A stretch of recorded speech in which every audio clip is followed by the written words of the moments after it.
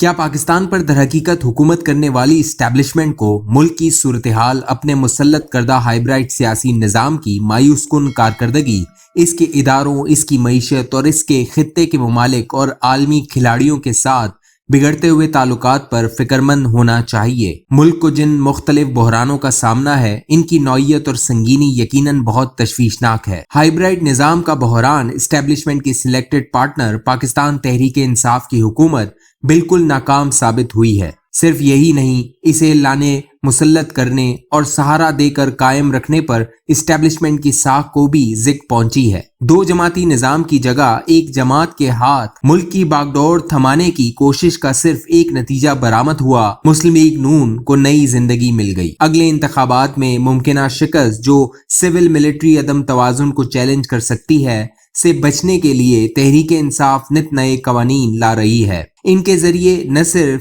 حزب اختلاف میں شامل جماعتوں بلکہ کچھ ریاستی اداروں کو بھی دباؤ میں لانا مقصود ہے۔ نیب اور FIA اس دباؤ کے سامنے گھٹنے ٹیک چکے ہیں۔ اعلیٰ عدلیہ سخت آزمائش میں ہے۔ الیکشن کمیشن اور میڈیا حملوں کی زد میں ہے۔ پارلیمنٹ جس کا اکثر کورم پورا نہیں ہوتا کی غیر فعالیت کی پردہ پوشی کے لیے دونوں ایوانوں کے مشترکہ اجلاس کی دھمکی دی جا رہی ہے۔ اس کا مقصد نئے جابرانہ قوانین کو زبردستی مسلط کرنا ہے۔ معاشی بحران، تذبذب، جز وقتی اقدامات، ایک قدم آگے دو قدم پیچھے اور ابہام زدہ پالیسیوں کے نتیجے میں غیر یقینی پن کی فضا گہری ہو چکی ہے۔ صرف 3 برسوں کے اندر 3 وزرائے خزانہ، 13 معاون خصوصی برائے وزیر اعظم، 6 chairman FBR، 5 finance secretary, 2 governor state bank وغیرہ نے مختلف بلکہ متضاد پالیسیوں پر کام کیا ہے۔ اس دوران اسٹاک مارکیٹ کریش کر چکی ہے۔ ہماری کریڈٹ رینکنگ ابھرتی ہوئی مارکیٹ کے اسٹیٹس سے گر کر فرنٹیئر مارکیٹ تک جا پہنچی ہے، جبکہ مہنگائی دہرے ہندسے میں مسلسل آگے بڑھ رہی ہے۔ 3 سالوں میں اپنی نصف قدر کھو دینے والا روپیہ اپنی کارکردگی کے حوالے سے ایشیا کی بدترین کرنسی ہے۔ 24% تعلیمی یافتہ افراد بے روزگار ہیں۔ حال ہی میں 1.5 ملین افراد نے چپڑاسی کی ملازمت کے لیے درخواستیں دی ہیں۔ مالیاتی خسارہ 9.3% تک جا پہنچا ہے۔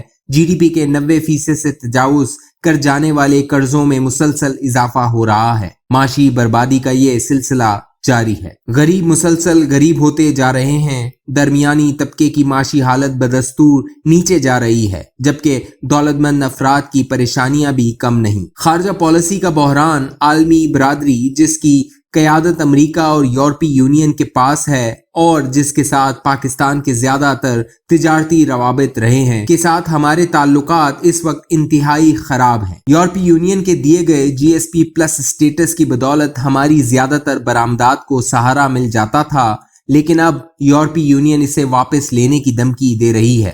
دوسری طرف امریکہ امداد فراہم کرنے والے اداروں جیسا کہ IMF، ورلڈ بینک، ایشیائی ترقیاتی بینک وغیرہ کو کنٹرول کرتا ہے۔ ہم قرضے اور مالیاتی امداد کے لیے ان اداروں پر انحصار کرتے ہیں۔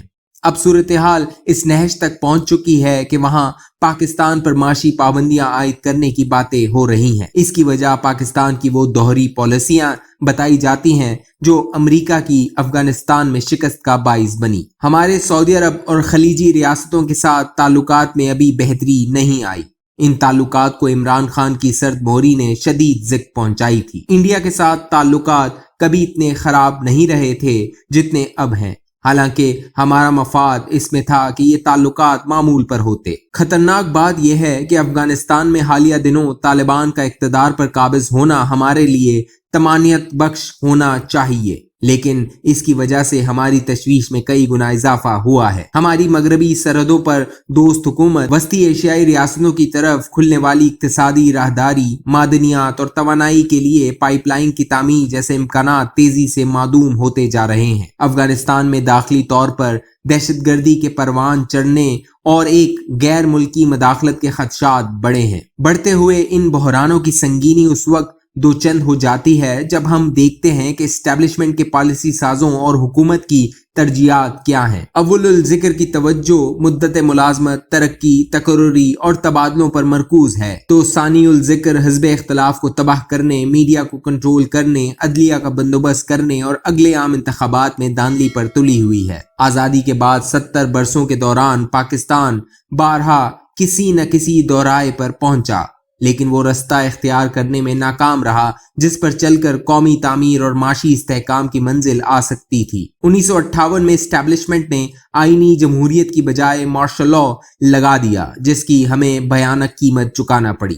اس کے نتیجے میں ملک دو لخت ہو گیا۔ 1977 میں اسٹیبلشمنٹ نے ایک بار پھر مارشل لاء لگا دیا۔ اس دوران سوویت یونین کے خلاف نام نہاد جہاد کیا گیا۔